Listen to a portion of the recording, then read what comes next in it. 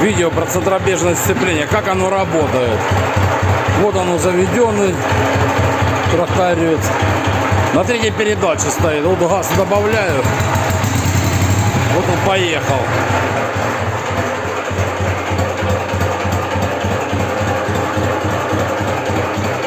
Все, остановился.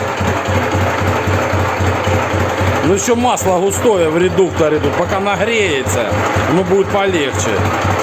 Вот я выключил нейтральную, включил. Сейчас заднюю включу. Вот. Вот газ.